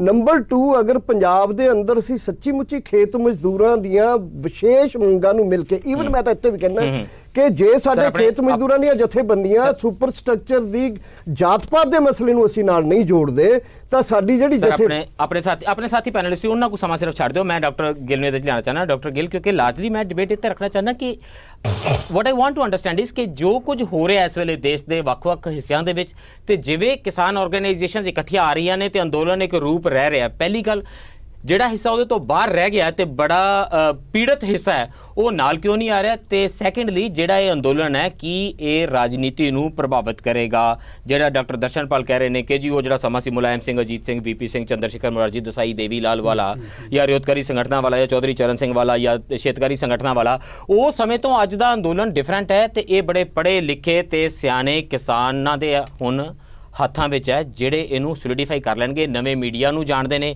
ਇਹਨਾਂ ਨੂੰ ਪਤਾ ਸੈਮੀਨਾਰ ਇੱਦਾਂ ਕਰੀਦੇ ਨੇ, ਵਰਕਸ਼ਾਪ ਇੱਦਾਂ ਕਰੀਦੀਆਂ ਤੇ ਪਾਰਲੀਮੈਂਟ ਦੇ ਬਾਹਰ ਜਾ ਕੇ ਪਾਰਲੀਮੈਂਟ ਦਾ ਇੱਕ ਸੈਸ਼ਨ ਕਰ ਦਈਦਾ। ਇਹ ਨਵੇਂ ਟੈਕਟਿਕਸ ਨੇ। ਕੀ ਤੁਹਾਨੂੰ ਜਾਪਦਾ ਹੈ ਇਹ they are learning the new ਜਿਹੜੇ ਨਵੇਂ ਪੋਲੀਟਿਕਸ ਦੇ ਇਹ ਟੈਕਟਿਕ ਹੁੰਦੇ ਨੇ, ਇਹਨਾਂ ਦੇ ਜਿਹੜੇ ਕੀ ਕਹਿੰਦੇ ਪੇਸ਼ਬੰਦੀਆਂ ਹੁੰਦੀਆਂ ਇਹਨਾਂ ਨੂੰ ਆ ਗਈਆਂ ਨੇ? ਨਹੀਂ, ਜੇ ਇਹ ਸਿੱਖ ਗਏ ਨੇ ਤੇ ਵੈਲਕਮ ਸਟੈਪ ਹੈ, ਚੰਗੀ ਗੱਲ ਹੈ, ਪਰ ਇਹ ਕਿੰਨਾ ਸਿੱਖ ਲਏ ਇਹ ਤੇ ਮੈਂ ਬਾਅਦ ਚ ਗੱਲ ਕਰਨਾ ਚਾਹੁੰਦਾ। ਪਹਿਲਾਂ ਤਾਂ ਜਿਹੜੀ ਸੇਵੇ ਵਾਲਾ ਨੇ ਗੱਲ ਕੀਤੀ ਹੈ ਕਿ ਅਕਾਦਮਿਕ ਪੱਧਰ ਤੇ ਜੋ ਵੀ ਬੰਦਾ ਜ਼ਮੀਨ ਦੇ ਬੇਸ ਉੱਤੇ ਕੋਈ ਕਿਰਿਆ ਕਰਦਾ ਹੈਗਾ, ਭਾਵੇਂ ਇੱਕ ਗਾਂ ਮੱਝ ਰੱਖ ਕੇ ਕਰਦਾ ਹੈ, 10 ਭੇਡਾਂ ਰੱਖ ਕੇ ਕਰਦਾ ਹੈ, 10 ਬੱਕਰੀਆਂ ਰੱਖ ਕੇ ਕੰਮ ਕਰਦਾ ਹੈ, ਜਾਂ 10 ਫਲਾਂ ਦੇ ਬੂਟੇ ਲਾਉਂਦਾ, ਉਹਨੂੰ ਕਿਸਾਨ ਮੰਨਿਆ ਜਾਂਦਾ ਹੈ। ਚਾਹੇ ਉਹ ਜ਼ਮੀਨ ਉਹਦੀ ਹੈ, ਚਾਹੇ ਨਹੀਂ ਹੈ, ਚਾਹੇ ਮੈਂ ਕਿਰਾਏ ਤੇ ਲਈ ਹੈ, ਚਾਹੇ ਤੁਸੀਂ ਮੈਨੂੰ ਉੱਤੇ ਨੌਕਰ ਰੱਖਿਆ। ਬਿਲਕੁਲ। ਜੇ ਉਹਦੇ ਕੋਲ 10 ਬੱਕਰੀਆਂ ਨੇ, 10 ਭੇਡਾਂ ਨੇ, 2 ਮੱਝਾਂ ਨੇ, ਇੱਕ ਗਾਂ ਹੈ ਜਿਹਦੇ ਨਾਲ ਉਹਦੀ ਆਮਦਨ ਆ ਰਹੀ ਹੈ, ਹੀ ਇਜ਼ ਅ ਫਾਰਮਰ। ਹਾਂ, ਹੀ ਇਜ਼ ਅ ਫਾਰਮਰ। ਇਹ ਜਿਹੜਾ 77ਵਾਂ ਰਾਉਂਡ ਨੈਸ਼ਨਲ ਸੈਂਪਲ ਸਰਵੇ ਦਾ ਹੋਇਆ, ਮੈਂ ਉਹਦੀ ਐਡਵਾਈਜ਼ਰੀ ਕਮੇਟੀ ਦਾ ਮੈਂਬਰ ਸੀਗਾ ਜੀ, ਉਹਦੇ ਵਿੱਚ ਅਸੀਂ ਡੇਟਾ ਇਹਦੇ ਤੇ ਇਕੱਠਾ ਕਰਾਇਆ। ਜੇ ਅਮਰਿੰਦਰ ਸਿੰਘ ਜਾਂ ਉਹਦੀ ਸਰਕਾਰ ਕਹਿੰਦੀ ਹੈ ਕਿ ਸਾਡੇ ਕੋਲ ਡੇਟਾ ਨਹੀਂ ਹੈ, ਤਾਂ ਉਹਨਾਂ ਨੂੰ ਜਾਂ ਤਾਂ ਇਨਫੋਰਮੇਸ਼ਨ ਨਹੀਂ ਹੈ ਜਾਂ ਉਹ ਇਹਦੇ ਤੇ ਗੱਲ ਗਲਤ ਕਰ ਰਹੇ ਨੇ। ਸੋ ਇਹ ਸਰਕਾਰੀ ਤੌਰ ਤੇ ਆਲ ਇੰਡੀਆ ਲੈਵਲ ਤੇ, ਡਾਕਟਰ ਦਰਸ਼ਨਪਾਲ ਕਹਿੰਦੇ ਨੇ ਸਰਕਾਰ ਸੁੱਤੀ ਪਈ ਹੈ, ਉਹਨਾਂ ਨੂੰ ਭੁੱਲ ਗਿਆ। ਸੇਵੇ ਵਾਲਾ ਜੀ ਕਹਿੰਦੇ ਨੇ ਸਰਕਾਰ ਝੂਠ ਬੋਲਦੀ ਹੈ। ਆਲ ਇੰਡੀਆ ਲੈਵਲ ਤੇ ਇਹਦਾ ਡੇਟਾ ਇਕੱਠਾ ਹੋਇਆ ਹੈਗਾ ਕਿ ਉਹ ਜਿਹੜੇ ਐਸੇ ਕਿਸਾਨ ਨੇ ਜਿਨ੍ਹਾਂ ਕੋਲ 0 ਏਕੜ ਤੋਂ ਲੈ ਕੇ 0.001 ਏਕੜ ਜ਼ਮੀਨ ਹੈ, ਟੁਕੜਾ ਹੈ ਛੋਟਾ ਜਿਹਾ, ਭਾਵੇਂ 5 ਮਰਲੇ ਦਾ ਨਾ 5 ਮਰਲੇ ਦਾ ਵੀ ਹੈ, ਉਹਨੂੰ ਵੀ ਕਿਸਾਨ ਗਿਣਿਆ ਜਾਂਦਾ, 2 ਕਮਰੇ ਨਹੀਂ ਪੈਂਦੇ। ਔਰ ਇਹ ਤੇ ਡੇਟਾ ਇਕੱਠਾ ਹੋਇਆ ਹੈਗਾ, ਔਰ ਐਨਐਸਐਸ ਦੇ ਡੇਟੇ ਤੋਂ ਇਹ ਕਾਲ ਆਊਟ ਕੀਤਾ ਜਾ ਸਕਦਾ ਕਿ ਉਹਨਾਂ ਸਿਰ ਕਿੰਨਾ ਕਰਜ਼ਾ ਹੈਗਾ। ਔਰ ਇਹ ਮੁੱਖ ਤੌਰ ਤੇ ਕਰਜ਼ਾ ਜਿਹੜਾ ਹੈ ਨਾਨ ਇੰਸਟੀਟਿਊਸ਼ਨਲ ਸੋਰਸਿਸ ਤੋਂ ਹੈ। ਹਾਂ, ਬਿਲਕੁਲ। ਬਹੁਤਾ ਉਹਨਾਂ ਨੂੰ ਬੈਂਕਾਂ ਸ਼ੰਕਾਂ ਤੋਂ ਕਰਜ਼ਾ ਨਹੀਂ ਮਿਲਦਾ, ਆਰਟੀ ਤੋਂ, ਗਵਾਂਢੀ ਤੋਂ। ਹਾਂ, ਇੱਕ ਤਾਂ ਜਿਹਦੇ ਕੋਲ ਕੰਮ ਕਰਦੇ ਨੇ। ਇੱਕ ਤਾਂ ਪਹਿਲੀ ਗੱਲ ਮੈਂ ਕਹਿਣੀ ਚਾਹੁੰਦਾ। ਸੋ ਦੂਸਰੀ ਗੱਲ ਜਿਹੜੀ ਆ, ਜਿਹੜੀ ਇਹ ਦਰਸ਼ਨਪਾਲ ਹੁਣਾਂ ਨੇ ਲਾਸਟ ਵਿੱਚ ਕਹੀ ਕਿ ਇਹ ਕਿਸਾਨ ਮੂਵਮੈਂਟ ਦਾ ਹਿੱਸਾ ਇਸ ਕਰਕੇ ਨਹੀਂ ਬਣ ਰਹੇ ਕਿਉਂਕਿ ਜਿਹੜੇ ਬਹੁਤੇ ਖੇਤ ਮਜ਼ਦੂਰ ਨੇ ਜਾਂ ਜਿਹੜੇ ਲੈਂਡਲੈਸ ਫਾਰਮਰ ਜਿਨ੍ਹਾਂ ਨੂੰ ਮੈਂ ਕਹਿ ਰਿਹਾ ਹੈਗਾ ਉਹ ਉਹਨਾਂ ਦੀ ਜਾਤ ਨੀਵੀਂ ਆ। ਇਹ ਜਾਤ ਪਾਤ ਦਾ ਪਾੜਾ ਕਿਸਾਨ ਮੂਵਮੈਂਟ ਜਿਹੜੀ ਆ ਉਹ ਅਜੇ ਬਹੁਤ ਟਾਈਮ ਲੱਗੇਗਾ ਉਹਨੂੰ ਕਵਰ ਅਪ ਕਰਨ 'ਚ। ਗਿੱਲ ਸਾਹਿਬ ਦੈਨ ਇਸ ਕਰਕੇ ਮੇਰੀ ਗੱਲ ਸੁਣ ਲਓ। should Modi be afraid? Should Rahul Gandhi be afraid? ਕਿ ਉਹਨਾਂ ਨੂੰ ਡਰ ਲੱਗਣਾ ਚਾਹੀਦਾ? ਉਹਨਾਂ ਨੂੰ ਡਰ ਇਸ ਕਰਕੇ ਉਹਨਾਂ ਨੂੰ ਇਸ ਕਰਕੇ ਡਰ ਨਹੀਂ ਹੈ ਕਿ ਇਹ ਤਾਂ ਜਾਤ ਪਾਤ ਵਾਲੇ ਨੇ, ਪਹਿਲਾਂ ਆਪਸ ਵਿੱਚ ਵੰਡੇ ਜਾਣਗੇ ਫਿਰ ਕਿਸਾਨ ਯੂਨੀਅਨ ਦੇ ਧੜੇ ਹੋਣਗੇ। ਇਸ ਕਰਕੇ ਨਹੀਂ, ਉਹਨਾਂ ਨੂੰ ਜਿਹੜਾ ਇਸ ਕਰਕੇ ਨਹੀਂ ਡਰ ਲੱਗਦਾ ਕਿ ਜਿਹੜੀ ਕਿਸਾਨਾਂ ਦੀ ਧਿਰ ਵਾਲੀ ਕੋਈ ਪੋਲੀਟੀਕਲ ਪਾਰਟੀ ਹੈ ਜਿਹੜੀ ਪਾਵਰ ਅਕਵਾਇਰ ਕਰਕੇ ਜਿਹੜਾ ਟੋਟਲ ਪਾਲਿਸੀ ਫਰੇਮਵਰਕ ਕਿਸਾਨਾਂ ਦੇ ਹੱਕ 'ਚ ਬਣਾ ਸਕਦੀ ਆ, ਉਹ ਉਹਦੀ ਅਣਹੋਂਦ ਹੈ। ਲੋਕਾਂ ਕੋਲ ਚੁਆਇਸ ਕੀ ਆ ਗੁਜਰਾਤ 'ਚ ਅੱਜ, ਜਾਂ ਕਾਂਗਰਸ ਨੂੰ ਵੋਟ ਪਾਉਣਗੇ ਜਾਂ ਬੀਜੇਪੀ ਨੂੰ ਵੋਟ ਪਾਉਣਗੇ। ਇਹ ਦੋਨੇ ਪਾਰਟੀਆਂ ਪ੍ਰੋ ਫਾਰਮਰ ਪਾਰਟੀਆਂ ਨਹੀਂ ਹੈਗੀਆਂ। ਬੇਸ਼ੱਕ ਫਾਰਮਰ ਨੂੰ ਭਰਮਾਉਣ ਵਾਸਤੇ ਕੋਈ ਵਾਅਦੇ ਜ਼ਰੂਰ ਕਰਨਗੀਆਂ, ਲੇਕਿਨ ਸਭ ਨੂੰ ਪਤਾ ਕਿ ਚਰਾਵੀ ਜੁਮਲੇ ਨੇ, ਉਹ ਪੂਰੀਆਂ ਨਹੀਂ ਹੋ ਸਕਦੀਆਂ। ਜਿਵੇਂ ਮੋਦੀ ਸਾਹਿਬ ਨੇ ਸਵਾਮੀਨਾਥਨ ਕਮਿਸ਼ਨ ਨੂੰ ਲਾਗੂ ਕਰਨ ਵਾਸਤੇ ਜਿੰਨੀਆਂ ਵੀ ਰੈਲੀਆਂ ਕੀਤੀਆਂ ਉਹ 'ਚ ਮੁੱਦਾ ਰੇਜ਼ ਕੀਤਾ। ਸਰਕਾਰ ਬਣਨ ਤੋਂ ਬਾਅਦ ਪਹਿਲਾ ਕੰਮ ਉਹਨੇ ਇਹ ਕੀਤਾ ਕਿ ਸੁਪਰੀਮ ਕੋਰਟ 'ਚ ਐਫੀਡੇਵਿਟ ਦੇਤਾ ਕਿ ਸਵਾਮੀਨਾਥਨ ਕਮਿਸ਼ਨ ਲਾਗੂ ਨਹੀਂ ਕੀਤਾ ਜਾ ਸਕਦਾ। ਠੀਕ ਹੈ, ਸੋ ਇਸ ਕਰਕੇ ਇਹ ਜਿਹੜੀ ਗੱਲ ਹੈ ਨਹੀਂ ਕਿ ਜਿੰਨੀ ਦੇਰ ਤੱਕ ਸਾਡੀ ਜਿਹੜੀ ਕਿਸਾਨ ਮੂਵਮੈਂਟ ਹੈ ਉਹ ਜਾਤ ਪਾਤ ਦਾ ਮਸਲਾ ਹੈਂਡਲ ਕਰਕੇ ਉਹਨਾਂ ਨੂੰ ਆਪਣੇ ਹਿੱਸੇਦਾਰ ਨਹੀਂ ਮੰਨਦੇ ਤੇ ਉਹਨਾਂ ਦੀ ਨਾਲ ਮੋਬਿਲਾਈਜੇਸ਼ਨ ਨਹੀਂ ਕਰਦੇ। ਔਰ ਪੰਜਾਬ ਦੇ ਵਿੱਚ ਹੀ ਕੁਝ ਕਿਸਾਨ ਜਥੇਬੰਦੀਆਂ ਤੇ ਜਿਹੜੀਆਂ ਜਥੇਬੰਦੀਆਂ ਜ਼ਮੀਨ ਚਾਹੁੰਦੀਆਂ ਨੇ ਪੰਚਾਇਤੀ ਜ਼ਮੀਨ, ਉਹਨਾਂ ਦਾ ਟਕਰਾਅ ਖੜਾ ਹੈਗਾ, ਉਹ ਕਿੱਥੋਂ ਲੈ ਕੇ ਨਾਲ ਚੱਲਣਗੇ। ਮੈਨੂੰ ਬ੍ਰੇਕਲੀ ਰੁਕਣਾ ਪੈ ਰਿਹਾ ਹੈ ਕਿਸਾਨੀ ਮੂਵਮੈਂਟ ਦੇ ਅੰਦਰ ਦਾ ਜਿਹੜਾ ਕਿਸਾਨ ਮਜ਼ਦੂਰ ਮੂਵਮੈਂਟ ਅੱਜ ਤੋਂ ਲੈ ਕੇ ਜਦੋਂ ਵੀ ਮੈਂ ਕਿਸਾਨ ਮੂਵਮੈਂਟ ਕਵਾਂ, ਕਿਸਾਨੀ ਕਰਜ਼ਾ ਕਵਾਂ, ਕਿਸਾਨੀ ਸਮੱਸਿਆਵਾਂ ਕਵਾਂ, ਜੇ ਮੇਰੇ ਮੂੰਹੋਂ ਗਲਤੀ ਨਾਲ ਨਿਕਲ ਜਾਵੇ ਤਾਂ ਤੁਸੀਂ ਇਸ ਨੂੰ ਹਮੇਸ਼ਾ ਹੀ ਕਿਸਾਨ ਮਜ਼ਦੂਰ ਮੂਵਮੈਂਟ, ਕਿਸਾਨ ਮਜ਼ਦੂਰਾਂ ਦਾ ਜਿਹੜਾ ਕਰਜ਼ਾ ਹੈ, ਕਿਸਾਨ ਮਜ਼ਦੂਰਾਂ ਦੀਆਂ ਸਮੱਸਿਆਵਾਂ ਇਹੀ ਜਾਣ ਕੇ ਸਮਝਣਾ ਹੈ। ਇਹ ਸਾਡੇ ਪੱਤਰਕਾਰਾਂ ਦੀ ਵੀ ਇਹ ਆਪਣੀ ਜ਼ਾਤੀ ਸਮੱਸਿਆ ਹੈ ਕਿ ਅਸੀਂ ਵੀ ਅਜੇ ਤੱਕ ਮਜ਼ਦੂਰਾਂ ਤੇ ਕਿਸਾਨਾਂ ਦੇ ਸੰਘਰਸ਼ਾਂ ਨੂੰ ਇਕੱਠਿਆਂ ਕਰਕੇ ਨਹੀਂ ਦੇਖ ਸਕੇ। ਪਰਸੈਪਸ਼ਨ ਦਾ ਸ਼ਿਕਾਰ ਕਿਵੇਂ ਪੱਤਰਕਾਰ ਵੀ ਹੁੰਦੇ ਨੇ। ਪਰ ਬ੍ਰੇਕ ਤੋਂ ਬਾਅਦ ਵਾਪਸ ਆ ਕੇ ਗੱਲ ਕਰਾਂਗੇ ਕਿ ਇਹ ਕਿਵੇਂ ਯਾਦ ਕਰਾ ਰਿਹਾ ਹੈ ਕਿਸਾਨ ਅੰਦੋਲਨ ਸਰਕਾਰ ਨੂੰ ਆਪਣੇ ਕੀਤੇ ਵਾਅਦਿਆਂ ਬਾਰੇ, ਕਿਉਂ ਸਰਕਾਰ ਭੁੱਲ ਜਾਂਦੀ ਹੈ, ਤੇ ਇਹ ਹੈ ਕਿੰਨਾ ਕੁ ਹੈ ਕਰਜ਼ਾ, ਮਤਲਬ ਕੁੱਲ ਪੈਸਾ ਕਿੰਨਾ ਕੁ ਹੈ ਜਿਹਦੀ ਇਹ ਮਾਫੀ ਮੰਗਦੇ ਨੇ, ਕਿੰਨੇ ਕੁ ਨਾਲ ਮੋਦੀ ਜੀ ਨੂੰ ਦੁਬਾਰਾ ਇੱਕ ਵਾਰੀ ਫਿਰ ਤੁਸੀਂ ਉਸ ਸੀਟ ਤੇ ਬਿਠਾਣਾ ਜਾਂ ਫਿਰ ਉਹਦੀ ਜਗ੍ਹਾ ਤੇ ਰਾਹੁਲ ਗਾਂਧੀ ਕੋਈ ਸੁਪਨਾ ਵੇਖੇ। ਇਸ ਬ੍ਰੇਕ ਤੋਂ ਬਾਅਦ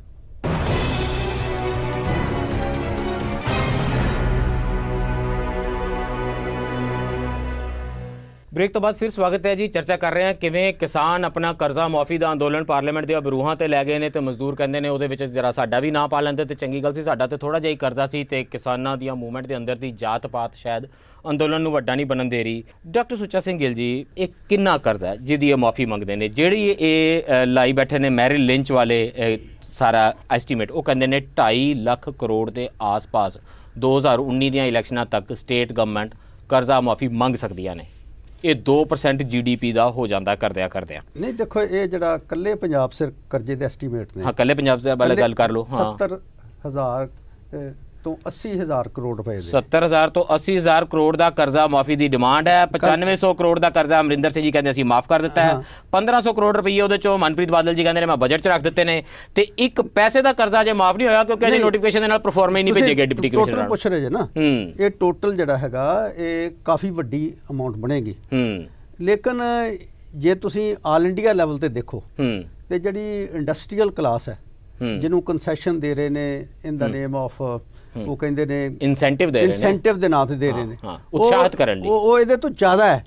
ਉਹ 6 ਲੱਖ ਕਰੋੜ ਦੇ ਆਸ-ਪਾਸ ਸਾਲਾਨਾ ਉਹਨਾਂ ਨੂੰ ਕੰਸੈਸ਼ਨ ਦੇ ਰਹੇ ਨੇ। ਪਰ ਵਰਲਡ ਬੈਂਕ ਦੀ ਸਟੱਡੀ ਕਹਿੰਦੀ ਹੈ 2008 ਵਿੱਚ ਡਾਕਟਰ ਮਨਮੋਹਨ ਸਿੰਘ ਜੀ ਨੇ ਕਰਜ਼ਾ ਮਾਫ ਕੀਤਾ ਸੀ, ਉਹ ਕਹਿੰਦਾ ਕੋਈ ਸਿਗਨੀਫੀਕੈਂਟ ਇਫੈਕਟ ਇਹਦਾ ਨਾ ਤੇ ਪ੍ਰੋਡਕਟਿਵਿਟੀ ਦੇ ਉੱਤੇ ਪਿਆ, ਨਾ ਐਗਰੀਕਲਚਰ ਦੇ ਵਿੱਚ ਇਨਵੈਸਟਮੈਂਟ ਦੇ ਉੱਤੇ ਪਿਆ।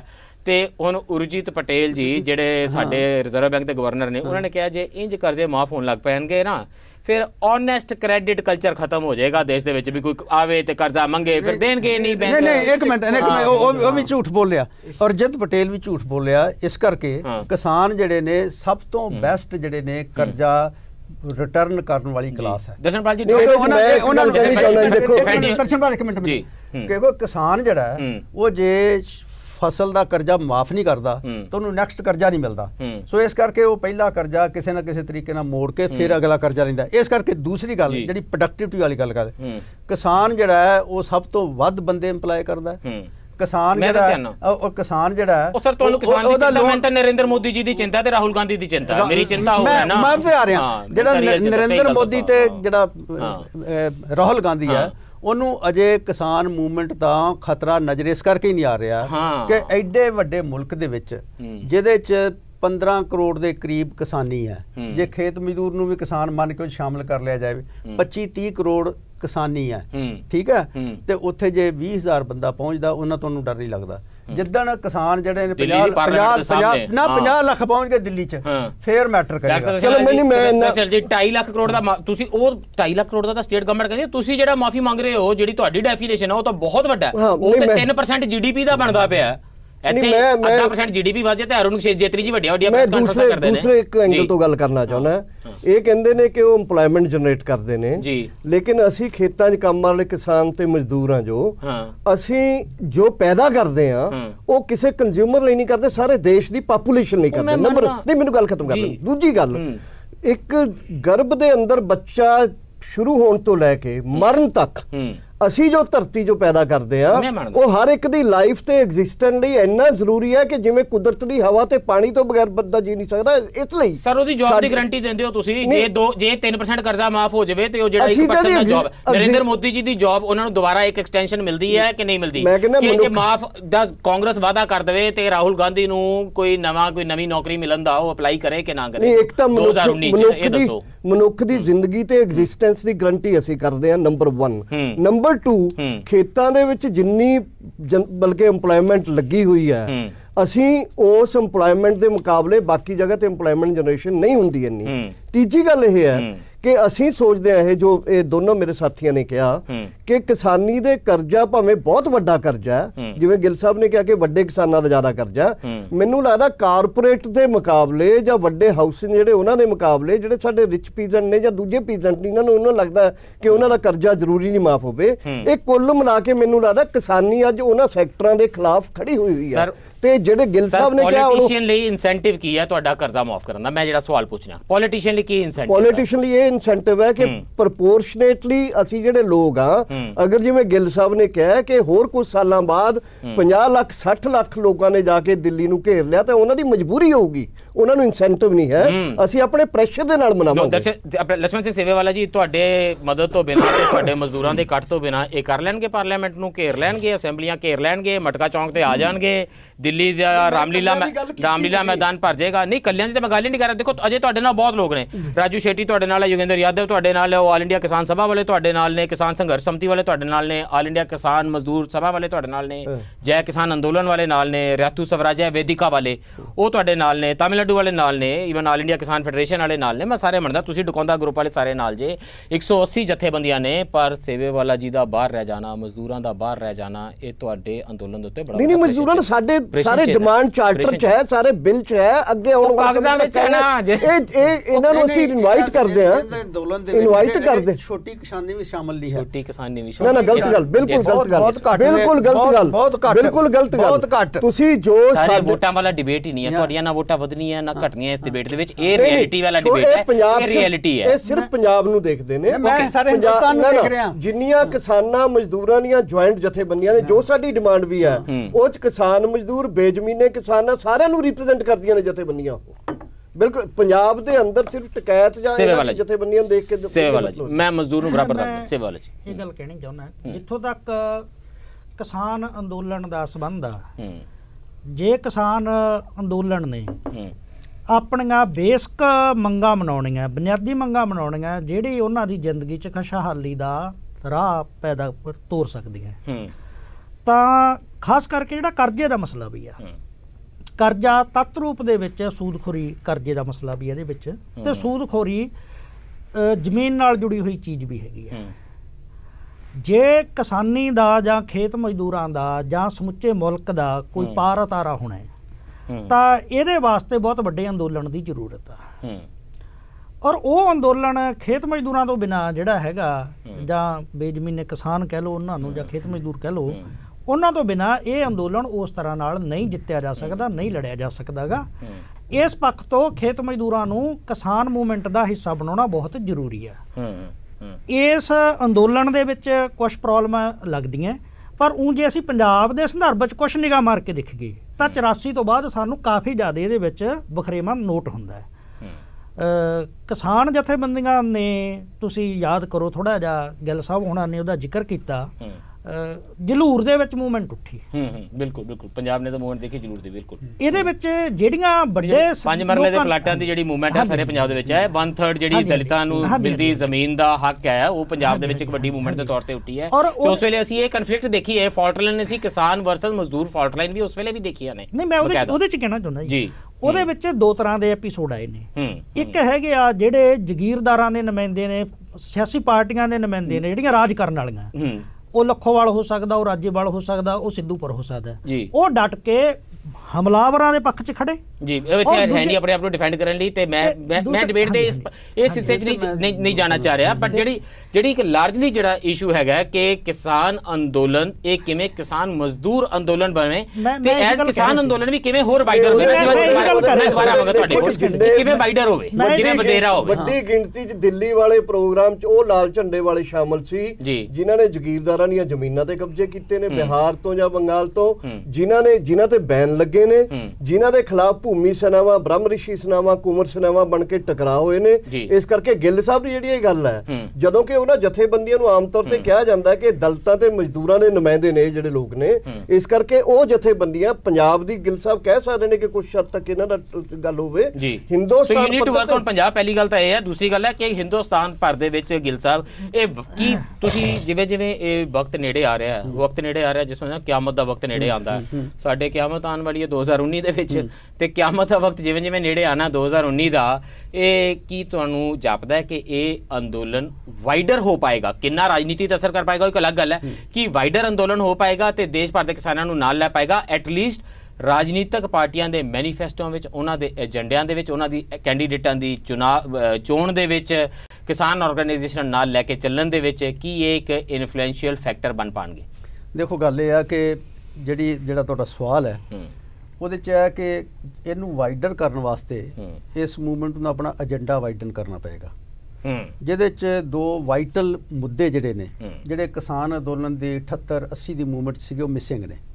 ਇੱਕ ਸੀ ਰੂਰਲ ਹੈਲਥ ਤੇ ਰੂਰਲ ਐਜੂਕੇਸ਼ਨ, ਜਿਹੜੀ ਖੇਤ ਮਜ਼ਦੂਰ ਬੇਜ਼ਮੀਨ ਕਿਸਾਨ ਨੂੰ ਵੀ ਪ੍ਰਭਾਵਿਤ ਕਰਦੀ ਆ, ਸਿਹਤ ਵੀ ਔਰ ਵਿਦਿਆ ਸਭ ਕੁਝ ਪ੍ਰਭਾਵਿਤ ਹੁੰਦੀ ਹੈ। ਇਸ ਮੂਵਮੈਂਟ ਨੇ ਨੂੰ ਬੜੇ ਗੰਭੀਰਤਾ ਨਾਲ ਦੇਖਣਾ ਪਏਗਾ।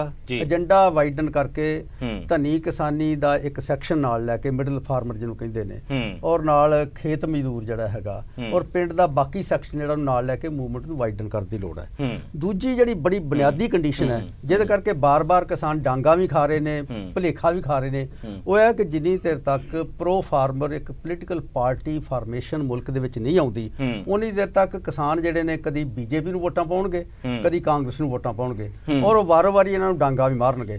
ਇਸ ਕਰਕੇ ਇਹ ਜਿਹੜੀ ਫਾਰਮੇਸ਼ਨ ਹੈ, ਜਿਹਨੂੰ ਇੱਕ ਟਾਈਮ ਤੇ ਦੇਵੀ ਲਾਲ ਵਰਗੇ, ਚੌਧਰੀ ਚਰਨ ਸਿੰਘ ਵਰਗੇ ਲੀਡਰ ਰਿਪਰੈਜ਼ੈਂਟ ਕਰਦੇ ਸੀ, ਉਹ ਹੋਂਦ 'ਚ ਨਹੀਂ ਲਿਆਉਂਦੇ। ਜਿਹੜਾ ਕਿ ਬਹੁਤ ਸਾਰੀਆਂ ਕਿਸਾਨ ਜਿਹੜੀਆਂ ਮੂਵਮੈਂਟਾਂ ਨੇ, ਉਹ ਆਪਣੇ ਆਪ ਨੂੰ ਨਾਨ ਪੋਲੀਟੀਕਲ ਕਹੀ ਜਾਂਦੀਆਂ ਨੇ। So they have to, it is time to be political, it has to be political, even electoral politics ਦੇ ਵਿੱਚ ਮੈਟਰ ਕਰਨ ਦਾ ਸਮਾਂ ਆ ਗਿਆ। ਦੇਖੋ, ਅਸੀਂ ਵੀ ਤੁਹਾਨੂੰ ਜ਼ਿਆਦਾ ਖਬਰਾਂ ਦਿਆ ਕਰਾਂਗੇ ਤੇ ਕਿਸਾਨ ਤੇ ਜਿਹੜੇ ਮਜ਼ਦੂਰਾਂ ਦੇ ਮੁੱਦੇ ਨੇ ਹੋਰ ਚੁੱਕਿਆ ਕਰਾਂਗੇ। ਜੇ ਪੇਂਡੂ ਮਜ਼ਦੂਰ ਯੂਨੀਅਨ, ਪੰਜਾਬ ਖੇਤ ਮਜ਼ਦੂਰ ਯੂਨੀਅਨ, ਜ਼ਮੀਨ ਪ੍ਰਾਪਤੀ ਸੰਘਰਸ਼ ਕਮੇਟੀਆਂ, ਭਾਰਤੀ ਕਿਸਾਨ ਯੂਨੀਅਨ ABCD ਅਤੇ ਇਨਕਲੂਡਿੰਗ ਯੂਰ ਡਕੌਂਦਾ ਵਗੈਰਾ, ਇੱਕ ਤਾਂ ਜੇ ਟੀਵੀ ਚੈਨਲਾਂ ਨੂੰ ਕਾਫੀ ਸਾਰੀਆਂ ਐਡਵਰਟਾਈਜ਼ਮੈਂਟਾਂ ਤੁਸੀਂ ਦੇਣੀਆਂ ਸ਼ੁਰੂ ਕਰੋ, ਅਖਬਾਰਾਂ 'ਚ ਵੱਡੀਆਂ ਵੱਡੀਆਂ ਐਡ ਦਿਆ ਕਰੋ, ਹੈ ਨਾ ਜੀ, ਜਿਨ੍ਹਾਂ ਦੀਆਂ ਆਉਂਦੀਆਂ ਨੇ ਜੀ ਉਹਨਾਂ ਦੇ ਮੁੱਦੇ ਵੱਡੇ ਵੱਡੇ ਚੁੱਕੇ ਜਾਂਦੇ ਨੇ। ਇੱਕ ਨਾ ਤੇ ਤੁਸੀਂ ਕਿਸਾਨ ਬਹੁਤ ਸਾਰੇ ਫਰਿੱਜ ਖਰੀਦਦੇ ਨੇ, ਨਾ ਤੁਸੀਂ ਉਹ ਵਾਸ਼ਿੰਗ ਮਸ਼ੀਨਾਂ ਬੜੀਆਂ ਖਰੀਦਦੇ ਨੇ ਮਜ਼ਦੂਰ, ਨਾ ਉਹ 에ਅਰ ਪਿਊਰੀਫਾਇਰ ਖਰੀਦਦੇ ਨੇ ਜਿਹੜੇ ਅੱਜ ਕੱਲ੍ਹ ਨਵੀਂ ਫੈਸ਼ਨ ਸਟੇਟਮੈਂਟ ਹੈ, ਤੇ ਫਿਰ ਅਖਬਾਰਾਂ ਵੀ ਉਹ ਤੁਸੀਂ ਨਹੀਂ ਪੜ੍ਹਦੇ, ਅੰਗਰੇਜ਼ੀ ਵਾਲੀਆਂ ਤਾਂ ਬਿਲਕੁਲ ਹੀ ਨਹੀਂ ਪੜ੍ਹਦੇ। ਫਿਰ ਕਿਵੇਂ ਤੁਹਾਡੇ ਉੱਥੇ ਮੁੱਦੇ ਆਣ? ਜਾਂ ਤੇ ਉਦੋਂ ਤੱਕ ਇਹ ਕਰ ਲਵੋ, ਨਹੀਂ ਤੇ ਮੈਂ ਲੋਕਾਂ ਨੂੰ ਤੁਹਾਡੇ ਬਿਹਾਫ ਤੇ ਗੁਜ਼ਾਰਿਸ਼ ਕਰਕੇ ਦੇਖ ਲੈਣਾ। ਵੈਸੇ ਹੈ ਤੇ ਥੱਕੀ ਹੋਈ ਹੈ ਕਪੀਲ ਜੀ ਕਿ ਇਹਨਾਂ ਤੋਂ ਤੇ ਅਜੇ ਐਡਵਰਟਾਈਜ਼ਮੈਂਟਾਂ ਨਹੀਂ ਦੇ ਹੋਣੀਆਂ ਵੱਡੀਆਂ ਵੱਡੀਆਂ ਟੀਵੀ ਚੈਨਲਾਂ ਨੂੰ ਤੇ ਅਖਬਾਰਾਂ ਨੂੰ। ਤੁਸੀਂ ਹੀ ਓਨੀ ਦੇਰ ਕਿਤੇ ਮਨ ਬਣਾ ਲਵੋ ਕਿ ਕਿਸਾਨਾਂ ਦੀਆਂ ਗੱਲਾਂ ਸੁਣ ਲਿਆ ਕਰੋ, ਮਜ਼ਦੂਰ ਦੀ ਗੱਲ ਸੁਣ ਲਿਆ ਕਰੋ, ਨਹੀਂ ਤਾਂ ਸ਼ਹਿਰ ਵਿੱਚ ਜੋ ਹੁੰਦਾ ਹੈ ਉਹਦੇ ਨਾਲ ਡਾਇਰੈਕਟਲੀ ਇੰਪੈਕਟ ਹੁੰਦਾ ਹੈ ਜੋ ਕਿਸਾਨ ਦੀ ਜ਼ਿੰਦਗੀ ਦੇ ਵਿੱਚ ਹੋ ਰਿਹਾ ਹੈ। ਜੇ ਤੁਸੀਂ ਨਹੀਂ ਵੀ ਸੁਣੋਗੇ ਤਾਂ ਕਿਸਾਨ ਤੇ ਮਜ਼ਦੂਰ ਬਹੁਤਾ ਮਾਈਂਡ ਨਹੀਂ ਕਰਨਗੇ, ਉਹ ਪਹਿਲਾਂ ਹੀ ਬੜੇ ਬਿਜ਼ੀ ਨੇ ਮੁੱਦੇ ਨੂੰ ਜੀਵਤ ਰੱਖਣ ਲਈ। ਉਹ ਲਗਾਤਾਰ ਆਤਮ ਹੱਤਿਆ ਕਰਦੇ ਜਾ ਰਹੇ ਨੇ, ਮਰਨ ਵਿੱਚ ਉਹ ਇੰਨੇ ਬਿਜ਼ੀ ਨੇ ਕਿ ਜ਼ਿੰਦਾ ਰਹਿਣ ਲਈ ਤੁਹਾਡੇ ਤੇ ਟੇਕ ਵੀ ਉਹਨਾਂ ਦੀ ਘੱਟ ਹੈ। ਅੱਗੋਂ ਤੁਹਾਡੇ ਲਈ ਹੈ ਕਿ ਤੁਸੀਂ ਦੇਸ਼ ਨੂੰ ਜ਼ਿੰਦਾ ਰੱਖਣ ਲਈ ਇਹਨਾਂ ਦੇ ਮੁੱਦਿਆਂ ਨਾਲ ਕਿੰਨਾ ਕੁ ਜੁੜਨਾ। टीवी ते वाशिंग मशीनां ਦੀਆਂ ਐਡਵਰਟਾਈਜ਼ਮੈਂਟਾਂ ਤੋਂ ਬਿਨਾਂ। ਜੇ ਅਗਲੀ ਵਾਰ ਗੱਲ ਹੋਈ ਤਾਂ ਕੋਸ਼ਿਸ਼ ਕਰਨਾ ਸਮਾਂ ਕੱਢਣਾ। ਅੱਜ ਲਈ ਇੰਨਾ ਹੀ। ਧੰਨਵਾਦ ਤੇ ਰੱਬ ਰਾਖਾ।